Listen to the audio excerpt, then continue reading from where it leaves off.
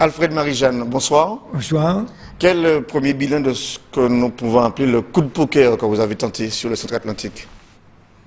Ben, le bilan, vous l'aurez le 9 juin qui vient. Vous êtes sur le terrain, vous sentez les choses. Ben, comme tout candidat. Qu'est-ce qu'on vous dit?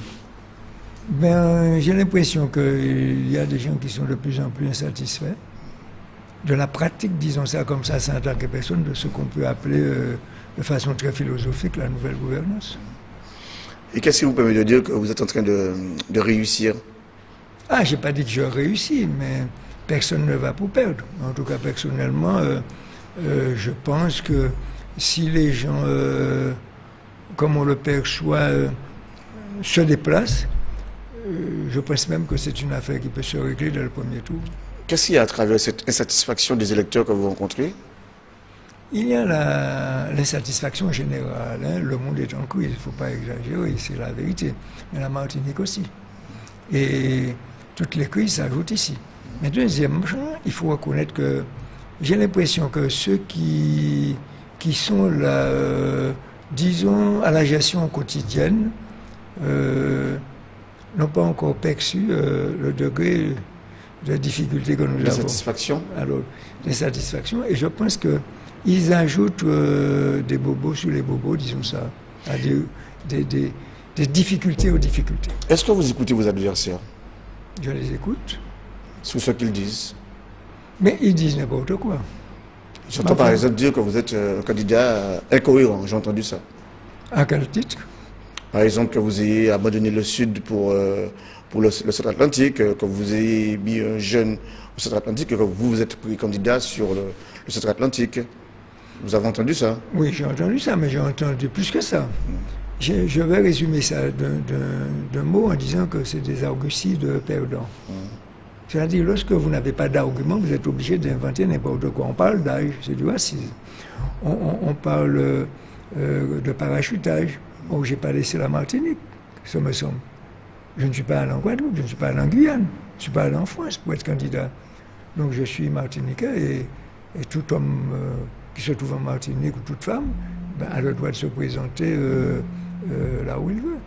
D'autant plus que les circonscriptions ont été redéfinies. Donc automatiquement, naturellement et logiquement, c'était tout à fait normal que je sois présent au centre atlantique. Cette campagne électorale, elle doit être une campagne législative ou sur le conseil régional? Alors je vais vous dire une chose, vous avez raison de poser cette question. J'ai constaté qu'on municipalisait de plus en plus cette élection. Alors moi je suis obligé d'expliquer aussi. Puisqu'on municipalise, je municipalise. Puisqu'on régionalise, je suis obligé de régionaliser aussi. Puisqu'on parle de la Caraïbe, je suis obligé d'en parler. Mais ça n'empêche que ce sont des élections pour désigner les représentants de la Martinique à la Chambre des députés en France. Donc je suis candidat député. Pour faire avancer, la collectivité unique, parce que visiblement le mode de scrutin est contesté aujourd'hui encore? C'est pas seulement ça, mais ça aussi. Pour mettre en place la collectivité uniquement. Enfin, vous n'ignorez pas, et personne n'ignore que quand même, c'est le résultat de nos interventions, de nos contacts avec les différents présidents de la République qui se sont succédés. Personne ne peut le nier. Mais est-ce qu'on peut faire la proportionnelle sans la prime? Mais il faut faire la proportionnelle sans la prime. Pourquoi? Pour deux raisons essentielles, tout au moins à première vue. La proportionnelle, c'est, comment dirais-je, le procédé le plus équitable, le plus franc, le plus égalitaire. Chacun est pesé, c'est pas dans un but, mais chacun a son poids électoral. Mesurer son audience. Et deuxièmement, ça facilite la parité.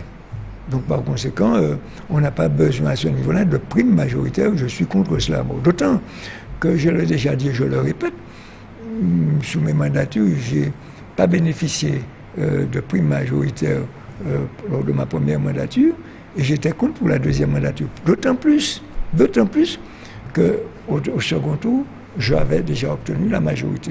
À ce niveau, c'est pas pour aller plus loin, mais à ce niveau, j'avais même présenté un amendement disant que l'équipe qui sort en tête, qui a déjà la majorité, c'est pas la peine d'ajouter une prime supplémentaire. Donc c'est antidémocratique, et je pense qu'à ce niveau-là, sauf ceux qui sont là maintenant, à la gestion, mais tout le monde est d'accord pour dire que ça, c'est trop, c'est tout.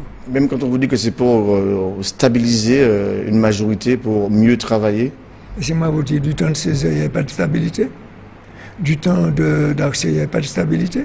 Du temps de Capca, il n'y avait pas de stabilité. Quand j'ai présidé, il n'y avait pas de stabilité. On fuit le débat en faisant cela. Moi, je préfère qu'il y ait la pluralité, que tous les gens s'expriment. C'est préférable ainsi. Le Lamentin, le Gomorne, Saint-Joseph, le François, le Robert, vous avez... Saint-Joseph n'est pas dans la circonscription.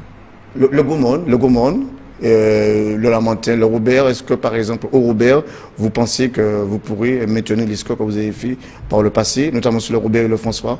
Mais vous savez que dans l'ancienne circonscription du Sud se trouvait déjà le Robert et le François. Grosso modo, disons que je faisais grosso modo, normalement 8000 voix. Donc ce serait idiot, de ma part, pas de les autres, de ne pas y aller. Merci Alfred Marie-Jeanne et bonne soirée. Merci beaucoup.